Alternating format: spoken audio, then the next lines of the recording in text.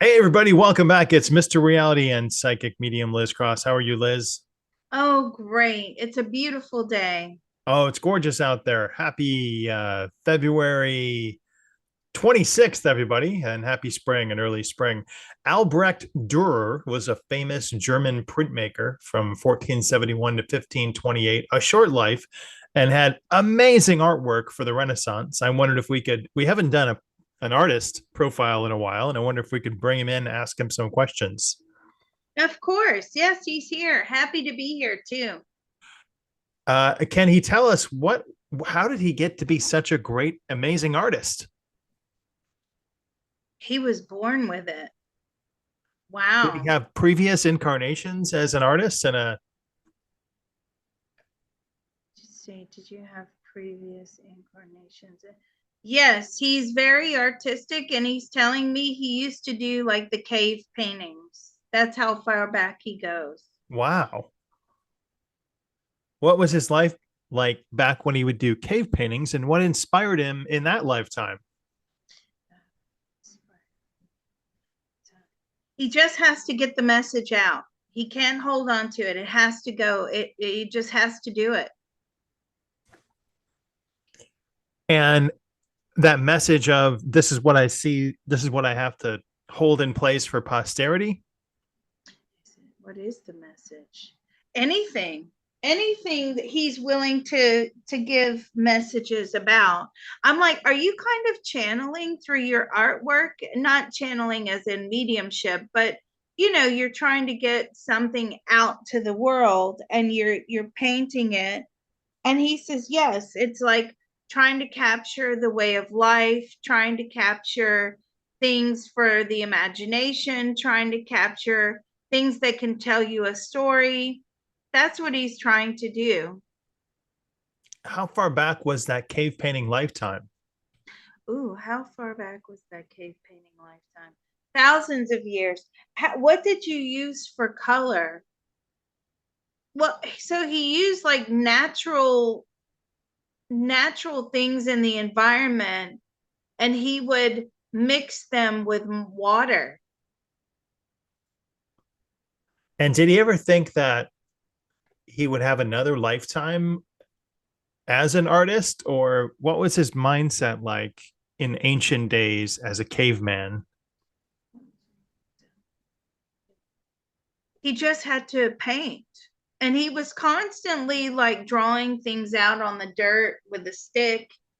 But he wanted to leave something that told a story, and that's why he did the cave paintings. I'm saying, but what did your people think about? Oh, they were in awe of his cave paintings.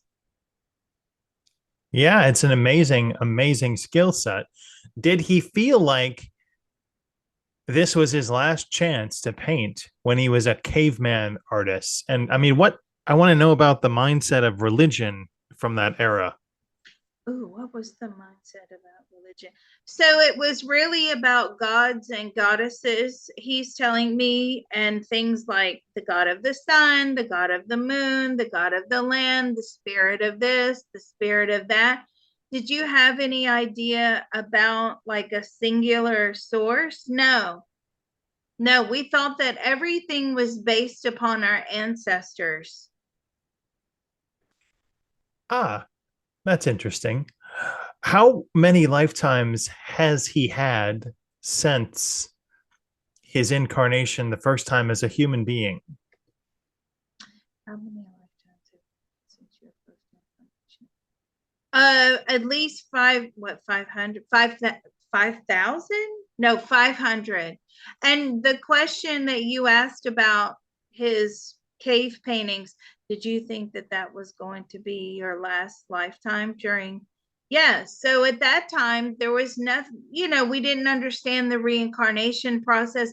You didn't understand it at all? No, but we just gave homage to our ancestors, and we would eventually be one of those ancestors someday, looking down, did you have any concept of heaven?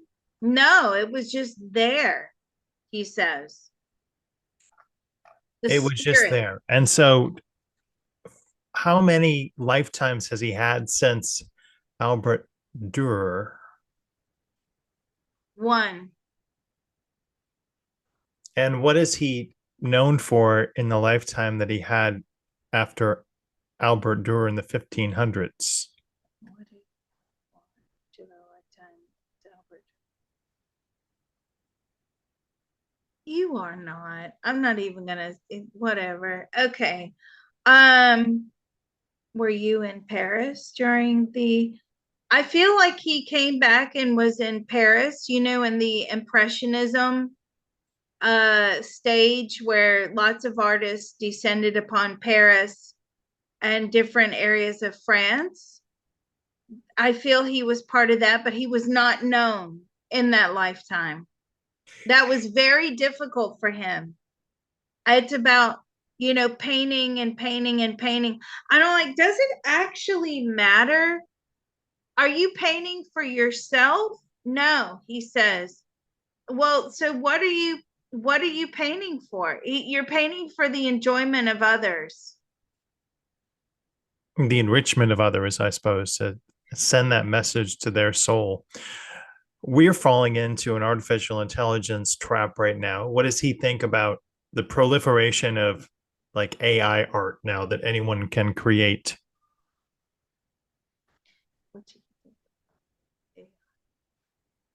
It's terrible. It's How so? taking away from self-expression, putting meaning into the artwork, using your hands to create that artwork, Yes. spending hours to create it, putting a lot of thought and time and energy into it. Can you share some insight that you've gained since crossing over that you did not have when you were incarnated? How beautiful and wonderful life is. I'm like, do you paint up there? No, only etherically. So you love to make art. Do you make other art? The art. So I feel like he was a sculptor in one of his lifetimes as well, like going way back. He was were you quite successful? I mean, reasonably so, but it's just being able to express yourself here on the earth plane and leaving things behind to remember you by. You can't do that in the spirit world. Once you're gone from the spirit world, you're gone. Does anybody remember you? Not really. Not like how we cherish each other here on the earth plane. It's like, oh, okay, they're back down again. No big deal, right? But when we're here, this is an opportunity to create works and to leave a legacy for those, others that come in after we're gone. We can't do that in the spirit world. Did they call it the spirit world up there? And did they call the earth plane? Or is that just words you're using? Do you call it the spirit world up there? No. And what about the earth plane? Do you call it the earth plane? Gaia. Gaia, interesting. The earth. What do they call the realm that he's in now? What do you call the realm that you're in now? The God plane. The God plane. Whoa, that's interesting. What powers does he have now that he's in the God plane versus the powers he had on the Gaia plane or abilities? Um, what ability do you have any abilities? I mean, yeah, he does. So what give us an example? Because I can't wait to be a human again. So what are some examples of, well, he can travel, he can meet on the astral planes. Is that how you communicate with humans that are here? Yes. He does have a bloodline here from one of his lifetimes. And do you visit them? Yes. And he also, people that are touched by his artwork, even in the here and now. He likes to have conversations with artists that are struggling on the earth plane. He likes to visit people and talk to them. So he likes that freedom, but it's still not the same as talking with someone face to face. In his opinion, what are some of the most significant challenges facing us down here on the Gaia plane right now? What are the, oh, that's a good question. What are the most, in your opinion, what is the most, or what is the most significant challenge facing us on the earth plane now? Time is limited. So is time limited up there? No, time is unlimited, right? Until you choose to come down here. And the biggest challenge you have is the limitation of time and trying to cram it all in. Only one incarnation from the 1500s. That's a little bit light. And so, what's he working on right now for his next incarnation? And how long does that I'm going to make my life down there process take? Oh, how long in earth plane years does it take to uh, make your, next life or design your next life? Does it take a long time? It can take like hundreds of years. It can take a very small amount of time. It depends upon the individual's life. So if it's like a baby that is miscarried, obviously that's not a big design plan, right? It's, I'm going to come down, I'm going to, have something wrong or whatever, and then I'm going to leave. That's quite a simple plan. But for him, he likes very complex earth lifetimes. He's saying he likes to have lots of different relationships with lots of different women. He likes to leave children here in the lifetimes. He likes to do his work. He's quite non-committal, he's telling me. He has a real problem with commitment. That's something he needs to learn. And so he has a bit of a disastrous lifetime. He also has an addiction issue that he has to learn. So that becomes quite complex. And he says, life is good up here.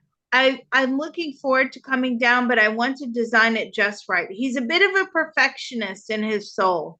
So he's not in too much of a hurry until he knows exactly what he's going to gain from it. So let me ask this question.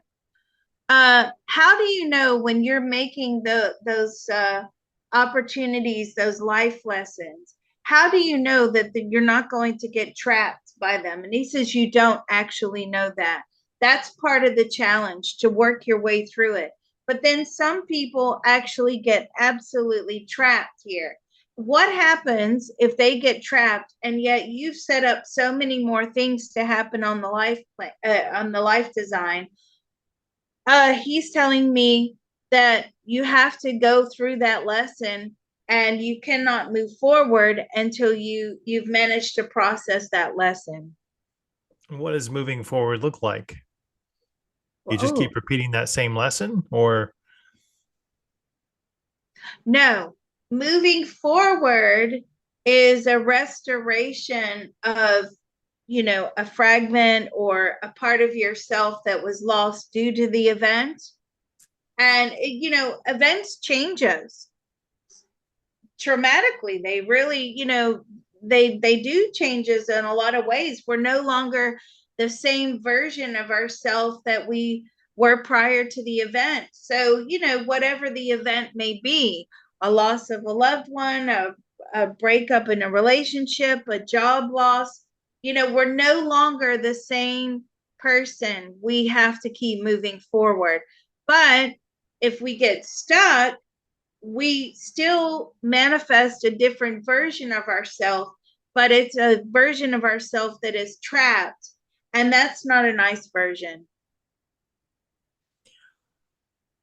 it's not a nice version, but does he feel like if he were to look at the Gaia realm as a whole, and I know that's billions of lives, but what does he see as the most pressing issue, and how does he think that could be resolved from looking at it from the God plane? What do you see apart from the time issue? What do you see as the most pressing issue?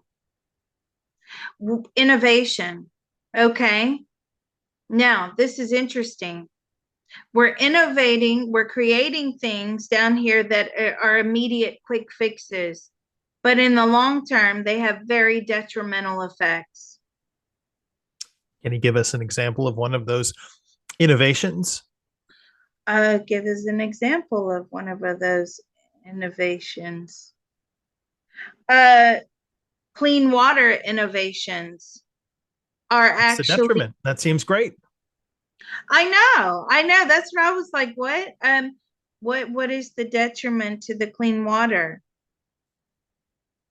Because we're going to use so much energy to clean it, and it actually is not clean anymore. It's becoming so polluted. Will we eventually run out of pure spring water? Yes, because eventually, with all the medications being dumped down the drains, pollutions, toxins, chemicals that don't break down, all of this stuff, it will be inevitable in our water supply. And even though we're trying to innovate things for a short term fix, the long term solution is we haven't been able to eliminate all of those chemicals and toxins from the water supply. So we're not looking at it in that way. We think, oh, well, we fixed the problem, and we sort of become too relaxed. It's an interesting take. And so, by the chasing of ingenuity, he thinks we're missing the critical components of making things more pure. What is the long-term consequences for drinking contaminated or impacted by chemical water on the human body? What is the DNA alterations, and not in a good way. Morphed DNA. More bad DNA, more busted Well, up, broken shards, right? broken shards, more broken. Well, he's saying like, excuse me, it's all in you know, the duplication of DNA. When one cell, creates another cell, it divides, it shares the copies of the Right, DNA. You're going to start seeing problems in those copies. right. Are Broken ours, shards is what I was yeah. mentioning. So let's ask this question. Are our lifespans getting shorter? Quite shorter.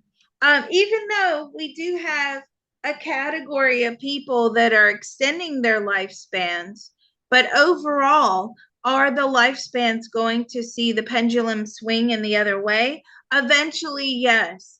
And the lifespans are going to be shorter. We're swinging the pendulum the other way, and out into the future, we will go back to 40-year lifespans. That sucks. Isn't that alarming? Yeah, because of all the toxins What's and the the time frame pollution. look like for that? Sorry. No. What is the time frame? About 200 to 300 years, right? And that there's no way around that. No, because this is where we have these problems with the innovations to clean up. And I'm saying, what about electric vehicles? He's quite an environmentalist. What about electric vehicles? He says, no, they're a disaster waiting to happen. And I'm saying, why do you say that? Because is it because they're harming the earth? Yes, they're stripping the earth. Again, that's another innovation that is not a long-term solution. It's actually causing a lot of pollution with all of the stripping. That's why we can look at the long-term solution with using temporal awareness, perception, and remote viewing, and take a look at the long stretch. What are the consequences going to be? Albert Durer, thank you very much for your participation, and we look forward to chatting with you again. Yeah, this was very interesting. You never know what you're going to get from these painters, right? They always have something really profound to say. So, wow. Thanks so much. Good Thank you. probe.